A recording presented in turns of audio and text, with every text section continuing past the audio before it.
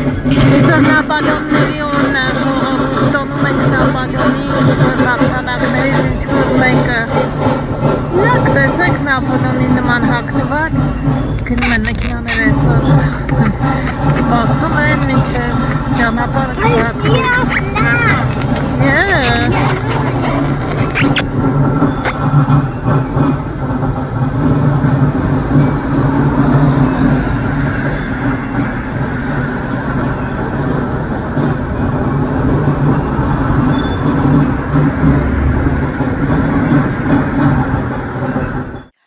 Միասին նախ բացելու ենք Թեմոյից ստացած իմ այս նվերը, որ ջեսներ նվիրել, երկրորդը իմանալու ենք, թե Հնդկաստանում այս մի տարին ապրելու ընթացքում ես ու ջեսը ինչ հիվանդություններ ենք ձեռք բերել, այստեղ բերել եմ բժշկի նշանակած դեղերը, համ էլ կասեմ թե մանրամասն, նաև պատասխանելու եմ մի հատ շատ կարևոր հարցի։ Վերջին հարց ու պատասխան տեսանյութը, որ նկարում էի, հետո նորից հարցեր ստացա ու հասկացա, որ այդքանը երևի թե պարզ չեմ ասել։ Աղջիկներից շատերը հարցնում են՝ Լիանա ջան, կապրես Հայաստանում։ Ես ասեցի, որ իհարկե կապրեմ, հիմա ավելի մանրամասն ասեմ։ Սիրելի իմ թանկագին բարեկամներ, ինչպես գիտեք, եթե հետևում եք մեզ, գիտեք, որ մենք աշխատավարձով ապրող մարդիկ ենք, ինչպես ասում են, այդպես բիզնես չունենք, էլի, որ ասեմ, դե բիզնեսից գումարը ստանում ենք, գնանք այս երկիրը կապրում ենք կամ այն երկրում կապրենք։ Գիտեք, մենք սիրում ենք ճամփորդել ու եթե երկարաժամկետ ճամփորդություն ա լինում, շատ լավ է, որ համատեղվում է աշխատանքի հետ, չնայած երկիր, եթե այդ երկրում մինչև չես լինում, չես իմանում, որ ինչպես են օրենքները, օրինակ, եթե շատ ծանրաբեռնված ես աշխատում, հետո հասկանում ես, որ ոնց որ թե այդքան է չի լինում այստեղ համատեղել ճամփորդությունը եւ աշխատանքը, բայց դե ամեն դեպքում գիտեք, որ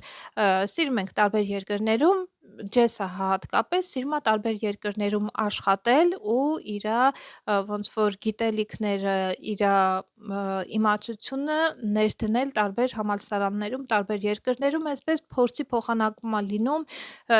սիրում է ինքը։ Ինձ շատերը հարցրել են, ես էլ միշտ պատասխանել եմ, որ ամուսինս իրավագիտության դոկտոր է, միջազգային իրավունքի մասնագետ է, բավականին մեծ աշխատանքային փորձ ունի ու իրավագիտության մեջ միջազգային իրավունքի ոլորտում ինքը քանի որ ճանաչված մասնագետ է, իրեն շատ համալսարաններից, տարբեր համալսարաններից դիմում են եւ առաջարկում են աշխատանք։ Այսինքն տարվա կտրվածքով, օրինակ, այս պահի դրությամբ ինքը ունի աշխատանքի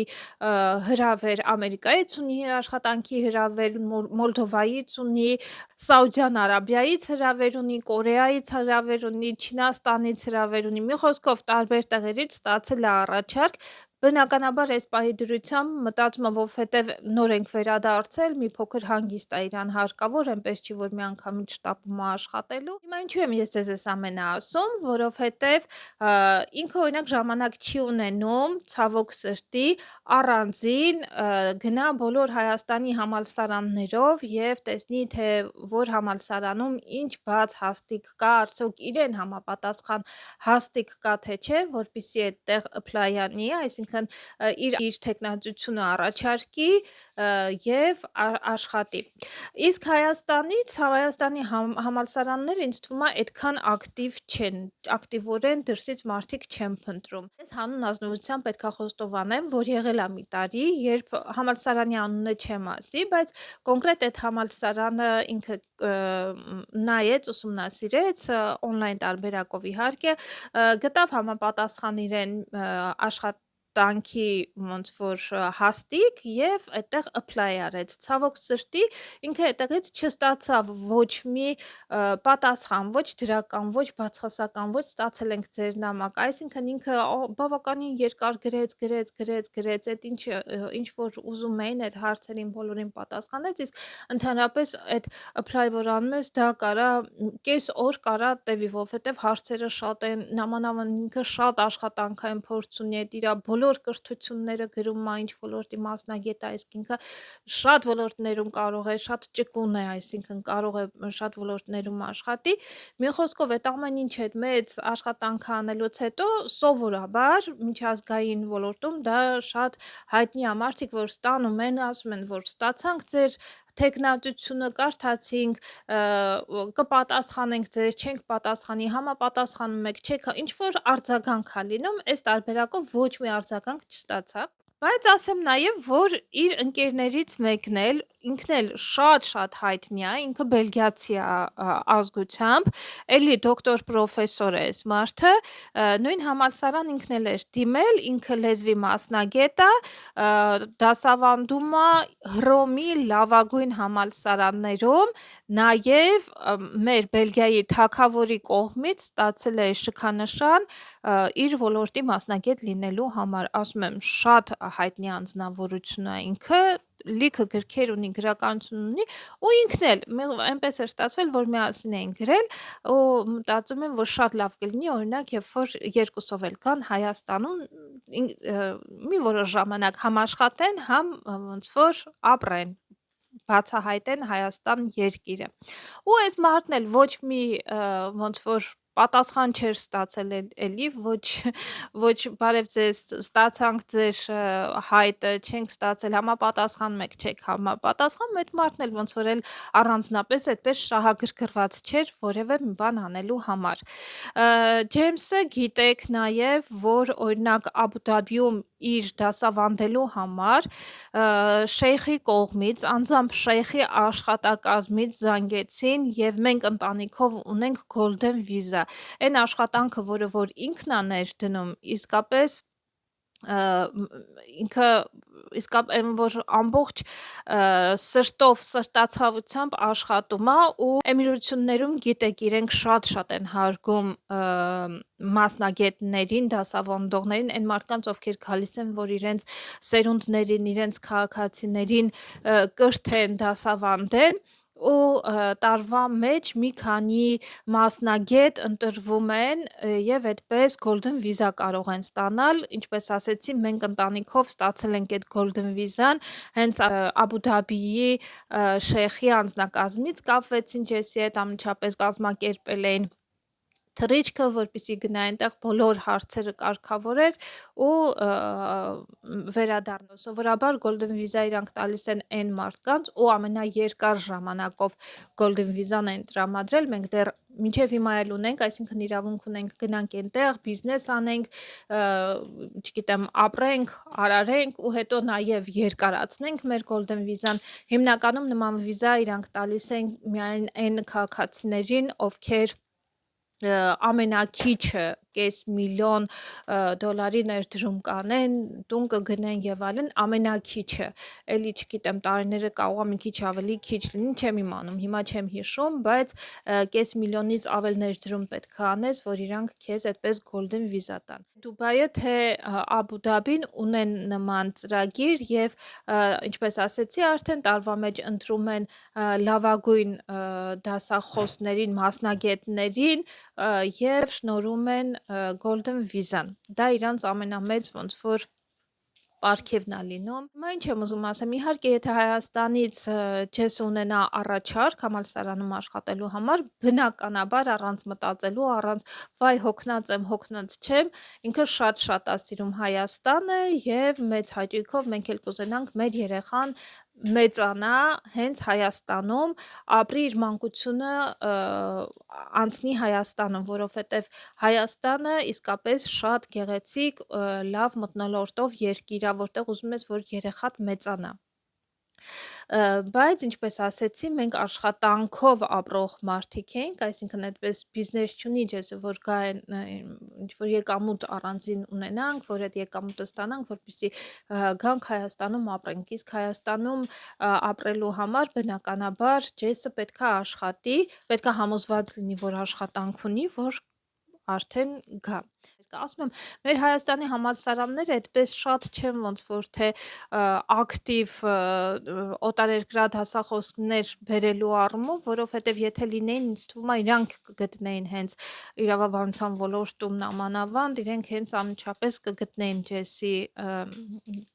թեկնածությունը, որովհետև ամբողջ աշխարհը ոնց որ թե իսկապես կապ է հաստատում ու իր հետ եւ առաջարկում է։ Այս մասին նաեւ աղջիկներից մեկն էր ասել էր, որ իսկ ինչի ձեր ամուսինը աշխատանք չի գտնում ոնց որ այս ոլորտում, այստեղ գա դասավանդի, երևի թե հա պետքա մի հատ սենց տալչոկ լինի, որ եսին ասեմ, արի հիմա դու ոչ թե իրանց, այլ երևի թե մենք նայենք համալսարանները, գուցե ցուցակ կազմեմ, չգիտեմ, այդպես բոլոր համալսարաններին ուղարկի իր տեխնատությունը գուցե այդպես լինի, բայց ամեն դեպքում ինչ եմ ուզում ասեմ, որ այո, միանշանակ մենք մեծ հաճույքով կապրենք Հայաստանում։ Ինձ թվում է հիմա ես շատ ավելի պարզ ասեցի, որ այո, մենք կապրենք Հայաստանում մեծ հաճույքով։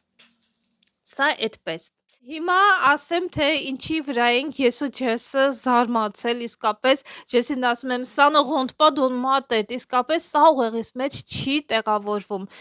Նոր, ինձ համար իսկապես նորություն էր, խնդրում եմ ասեք նաև Բելգիայի մյուս հատվածում ապրող ժողովուրդ, դուք գիտեք այդ մասին, թե չգիտեք ու ինչպես է ձեր շրջաններում այս հարցի շուրջ։ Օրինակ, Շաղլեղուայում, մեր շրջանում, եթե մարդը ունի բասեին, լողավազան 10-ից 100 մետր երկարությամբ, տարեկան պետքա վճարի 550 եվրո եւ 44 սենտիմ հարկ։ Պատկերացնում եք, այսինքն մարդը ունի սեփական տուն ու պարտադիր չի, որ լողավազանը լինի փորած։ Լողավազանը կարա լինի դուրս, բայց օրինակ եթե հավաքովի լողավազաններ կան, չէ, փոքր հավաքովի, որ ձմռանը հավաքում ես, դնում ես, ասենք, նկուղում, հետո ամռանը հավաքում ես, դրա վրա չի տաքսը, տաքսը այն լողավազանները, թեկուզ եւ փոքր 10 մետրանոց լողավազան, որ սենց մի անգամից ինքը դրած է արդեն, էդի տեղ չունես տանես, բերես, մարդիկ ուղղակի մի հատ ծածկ են գցում դրա վրա ու այդպես մնում է, բայց հողից վերև է,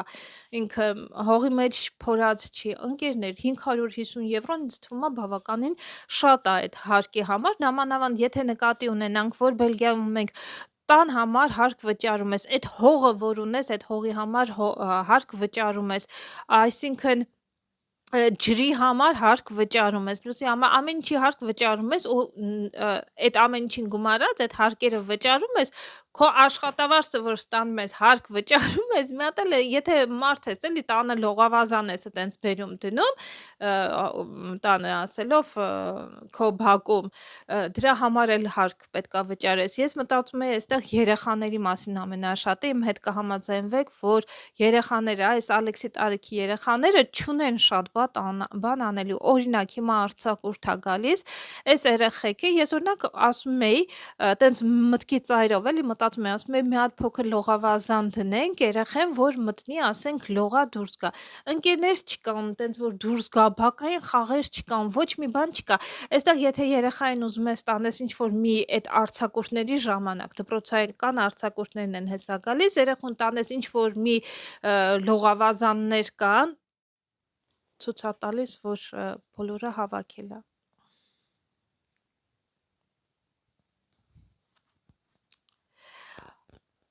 Օրինակ, եթե ծնողները աշխատում են, չէ, ու արձակուրդներ են սկսել ու երեխային իրենք կա օրինակ լողի դպրոց, այսպես ասած, ոնց որ դպրոց կտաներ, այդ լողի դպրոցը երեխային գրանցելու համար, որ առավոտյան ուղարկում ես, ինքը իրանք լողում են, հետո ցերեկը ինչ որ խաղեր են անում, ինչ որ բաներ են անում, հանգստանում են եւ այլն, հետո մի քիչ էլ այդ հանգստից հետո են լողում, հետո տուն են գալիս, տենց ինչ որ activity, տենց կենտրոններ կան։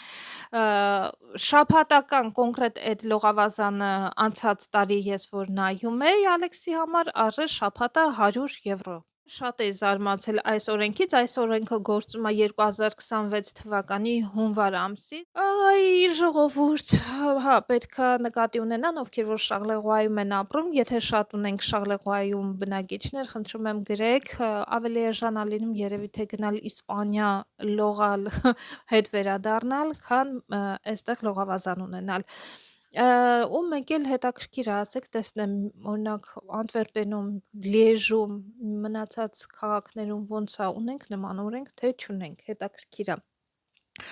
Եկեք վերադառնանք բժշկին հիմա։ Վերջապես մենք ստացանք մեր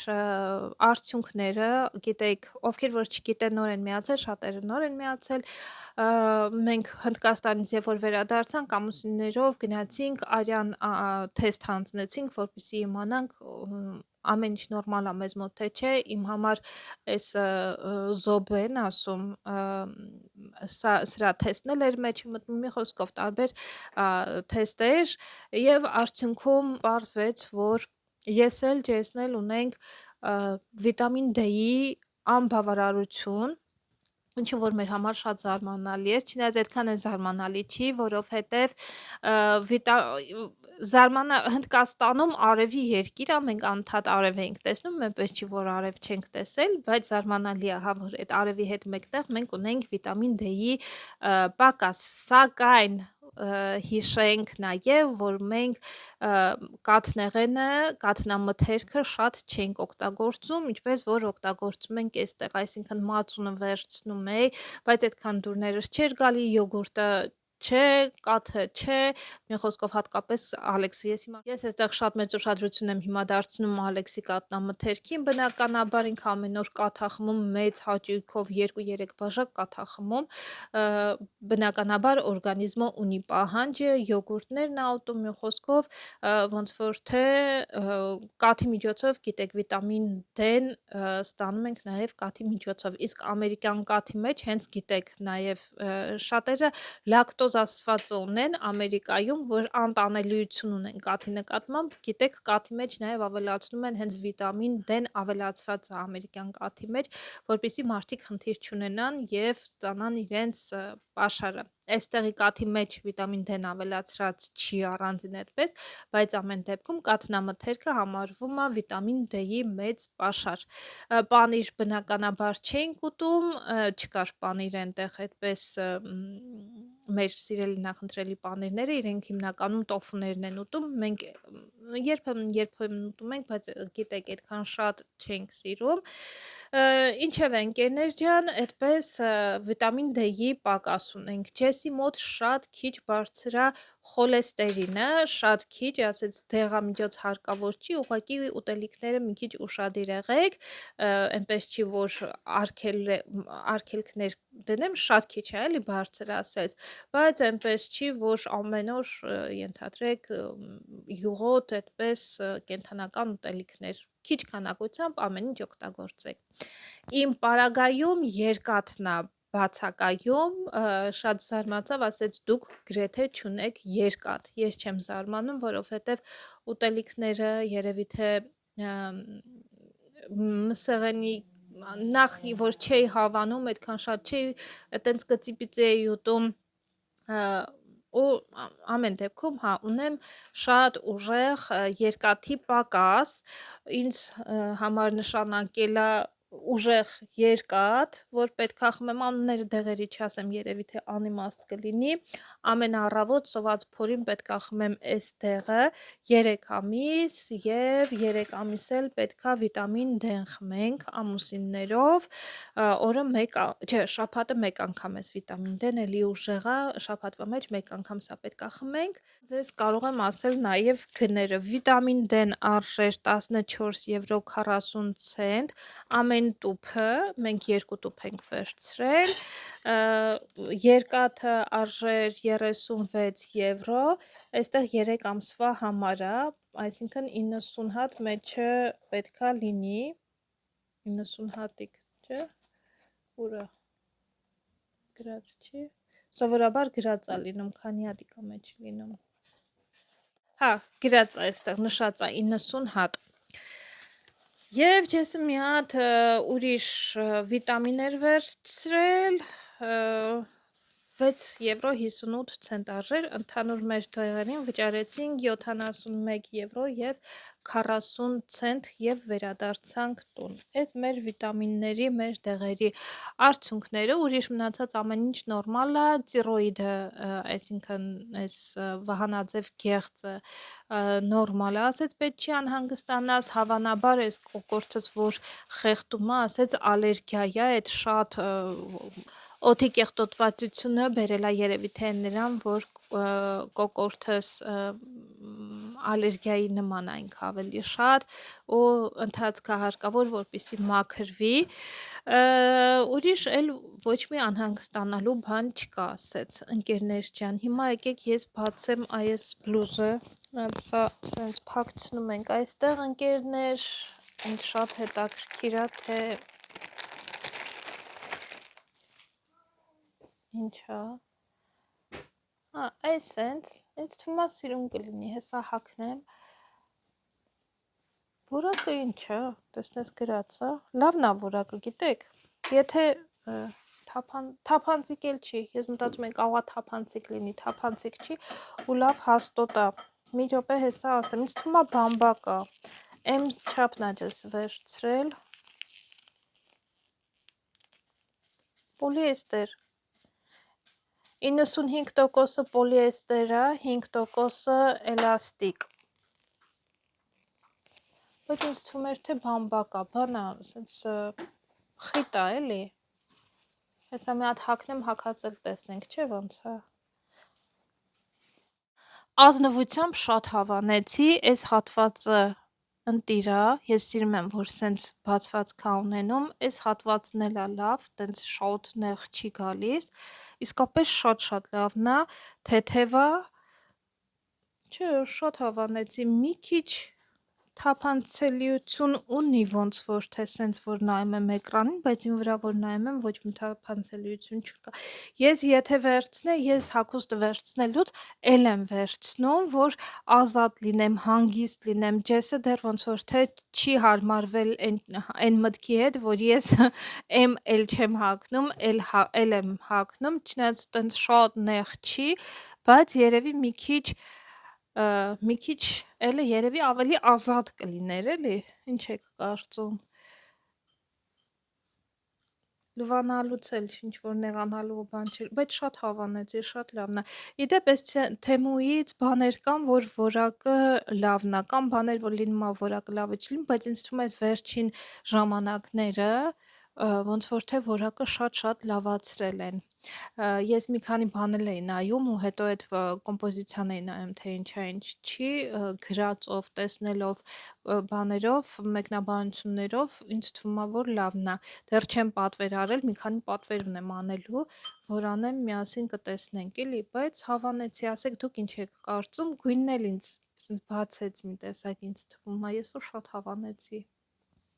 Այսքան այս պահի դրությամբ ինձ թվում է, ես ձեր հարցերին կարծում եմ պատասխանեցի, էլ ոնց որ հարցեր չմնաց,